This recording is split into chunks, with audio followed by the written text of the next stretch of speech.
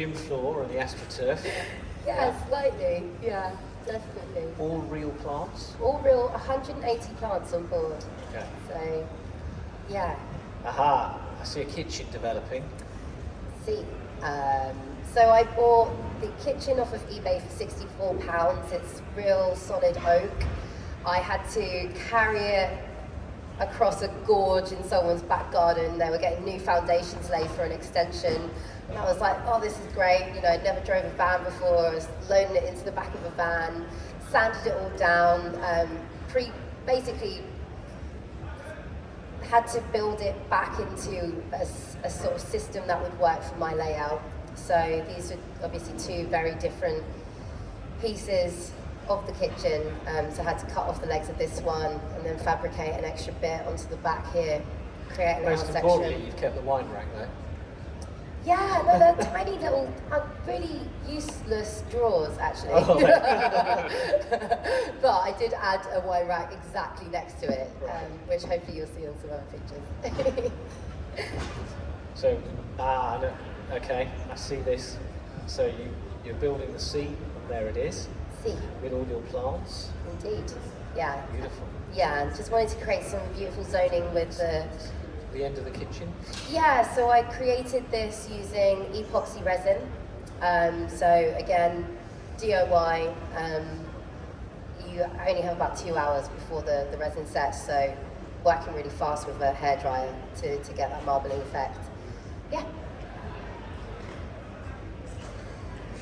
Great shot there on the left of me tiling. As you can see, put loads of hard work and effort into that. It could have been worse, that shot. Could have been, it's not great. It's not great. Took me 3 days to tile and grout that shower, which was fun. It's meticulous, though. Thank you. I'm a Virgo. Okay. All right. I'm having some work done at home. I wish my tiler would do that. Yeah. Okay. Good. Got a shower opening. So, give us some geography here. Where are we? We are out on the stern right now. So this was a moving image. This was a video of the walkthrough of the whole boat. Unfortunately, it's not worked with the tech today. But what you're seeing here is some more tiling on the front doors that I've done, and that is the muck room that we saw earlier. And then as you go through, you've got the bathroom to your left, then the bedroom, nice king-size bed, and then into the bow area, which is the open-planned kitchen and living space. Fantastic. Just visualise it in your head, just visualise it. So run through the costs again. Okay. Because, sorry, earlier this afternoon we were talking boat prices, and you're looking at a new one of these, and this is new now. You're looking at new ones having gone up to somewhere, in the region of 100, 150, 180,000 pounds. Sure.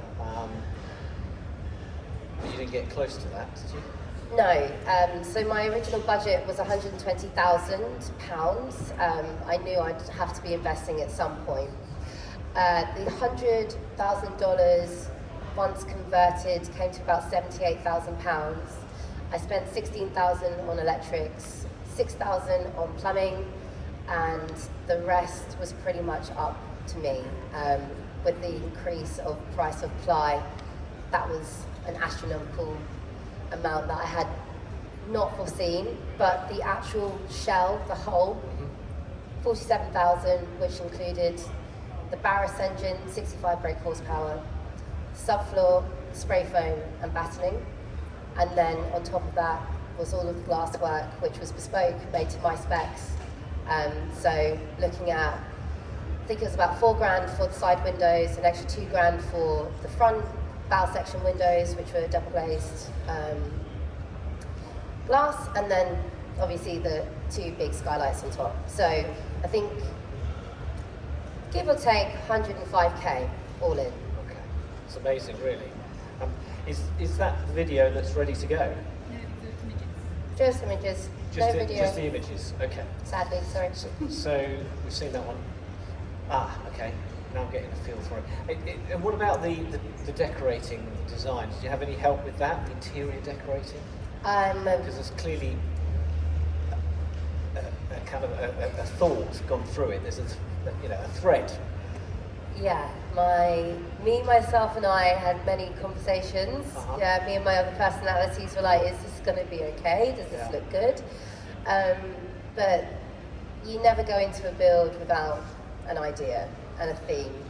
And with this being the floating terrarium, it was always considered, I wanted to really pare back the paintwork to let the greenery shine. And because there are 180 plants on board, it was really important for me to let that green pop. So went with an off-white colour. I actually got 2 brand partnerships, one with Lick Paint, which is an eco-conscious paint brand, and one with Patch Plants, who deliver plants nationwide. So they both provided all of their products to me for free for this incredible project. You're looking at £45 per 2.5 litres for paint from Lick, so considerable savings were made there. And wallpaper also for free from the Curious department, so they're another brand that I reached out to. Looks like expensive paper to me. It's expensive. Yeah. Gorgeous. That's great. Yeah, I was really close to not having enough, and I was like, okay, you can't ruin this piece now, you've got to get it right. These are just squares. I made a glass wall using IKEA squares, literally stuck on. But what I did was use a roll of sort of like a mirror foil underneath, just to make sure that I wasn't creating any cracks in the tiling when I'd done that. With the curvature of the roof as well, I was not able to cut mirror, so that filled in quite a lot of the curvature sort of on the wall. Now you're telling me about where it's going to be moored? Yes. In London? Yes. Harrow? No, not Harrow. Hackney. In Hackney, and you're going through the permissions to try and rent it out as accommodation. Correct, yeah. Because it's with Airbnb, it is super important that I do this above board. I'm in one of 2 trade moorings in the Hackney area alongside the Olympic Park. So yeah, it's an 8-week planning process. I'm hoping that they will go ahead with it. It's been agreed in principle by the Canal River Trust, and with this hopefully inspiring people to live more in an eco space, I'm also going to be giving back to the local communities, utilising local businesses to help provide a bit more of a sustainable way of living for them as well, whether that be buying from a local bakery or sourcing local wines to gift to the customers. And it'll all be done through Airbnb, because you've got a contract with them now, so that's for a while. Yeah. And then you can go and do what you want, I think, after a year, is that right? Correct, That's the terms and conditions. But how are you going to feel about someone coming along and staying in your house, in your boat? Well, I've got cleaners, so I just don't have to think about whatever happens. Whatever happens, they can have this space. You're not going to be lying there awake thinking about your beautiful kitchen surface and your plants. I mean, it was always my baby. Like, exactly. I'm the mother of the floating terrarium, but you've got to let your kids go off and do what they want, right? So she's got to start earning you some money. That's yes. what she's got to do. I need some cash money, honey. Cool. Okay. I think that's the last slide. Well, it's a fantastic project. So hopefully it could be a few months, and it'll be on Airbnb. Yes. Correct. So bookings are open with the prospect that people will be able to book for later in the year. Obviously it's a bit chilly right now. It does have central heating and a Nest system on board, but yeah, want to make sure everything's above board, but more than happy to take inquiries from now so that you can have a lovely stay when it comes to spring and summer. Well, yeah, I think it's a fantastic story. Well done. It's an amazing project. It really is. I thought you've done it all on your own. How long has it taken? So I work a full-time job and I was working every weekend. It's all right, you don't need to make excuses. 1 year. Is that all? Yeah. I thought you were going to say about 3. Nah, I work quick, you know. Wow. Yeah. Okay, 1 year. 1 year, started the build, April, it came down for its fit out. So January 2023, and here we are standing in February 2024 with a finished product. Well, just think what we might be talking about a year from now. Any other plans?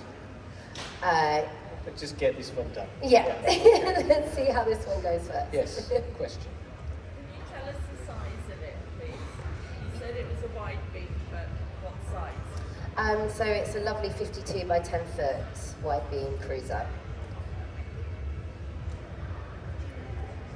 Have you actually sailed it? Yeah.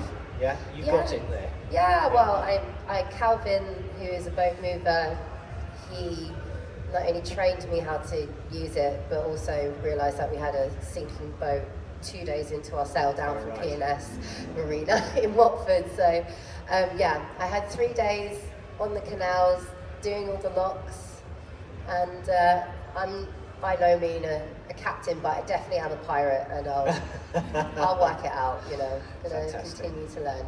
how to Thank you very navigate. much for coming. Thank you very much. Yeah, the Floating Terrarium. And I managed to say it at last.